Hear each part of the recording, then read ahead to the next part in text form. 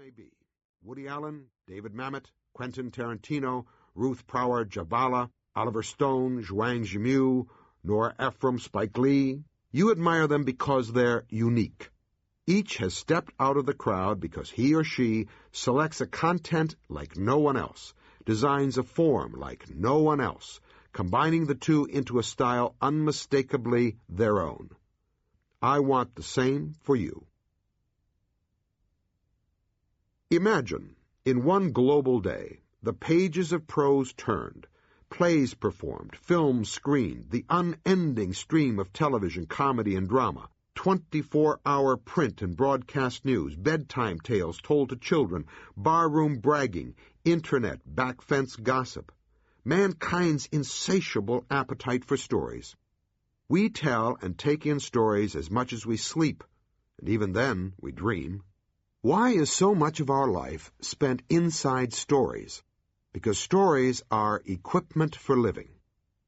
Our appetite for story is a reflection of the profound human need to grasp the patterns of life, not merely as an intellectual exercise, but within a very personal, emotional experience. In the words of playwright Jean Anouilh, fiction gives life its form. Yet, while the ever-expanding reach of the media now gives us the opportunity to send stories beyond borders and languages to hundreds of millions, the overall quality of storytelling is eroding. Each year, Hollywood produces and/or distributes 400 to 500 films, virtually a film a day. Few are excellent, but the majority are mediocre or worse. Hollywood cannot find better material than it produces. The hard-to-believe truth is that what we see on the screen each year is a reasonable reflection of the best writing of the last couple years. Why? For many reasons, but this above all. Today's would-be writers rush to the typewriter without first learning their craft. If your dream were to compose music, would you say to yourself, I've heard a lot of symphonies, I can also play the piano, I think I'll knock one out this weekend? Of course not. You'd head for music school to study both theory and practice, focusing on the genre of symphony. After years of diligence, you'd merge your knowledge with your creativity, flex your courage, and venture to the keyboard. But that's exactly how many novice writers begin. I've seen a lot of flicks, good and bad. I got A's in English. Vacation time's coming.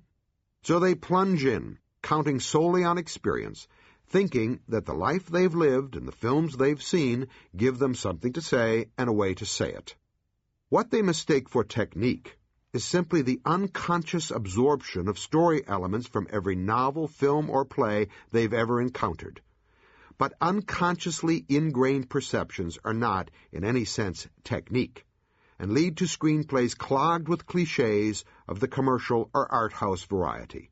In short, they lack a writer's education. Early in the first half of this century, teachers of creative writing, such as William Archer, Kenneth Rowe, and John Howard Lawson, taught an intrinsic understanding of story, drawing strength from the big muscle movements of desire, forces of antagonism, turning points, spine, progression, crisis, climax, stories seen from the inside out. Over the last 25 years, however, the method of teaching creative writing in American universities has reversed from the intrinsic to the extrinsic.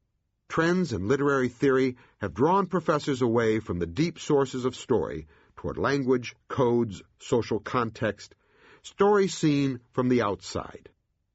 As a result, the young writer leaves the university with a sophisticated knowledge of his professional role in society, but an unfortunate ignorance of the craft needed to carry it out. While the lack of craft is critical, today we suffer from yet another cause for the decline of story. As we'll learn later, values, the positive-negative charges of life, are at the soul of our art. The writer shapes story around a perception of what's worth living for, what's worth dying for, what's foolish to pursue, what's love, justice, truth, the essential values. In decades past, it wasn't difficult to express one's beliefs because the writer and society more or less agreed on these questions. But more and more, ours has become an age of moral and ethical cynicism, relativism, and To keep listening to this audiobook for free, click the link in the description. It will take you to a free Audible trial where you can listen to this and many other books for free for 30 days.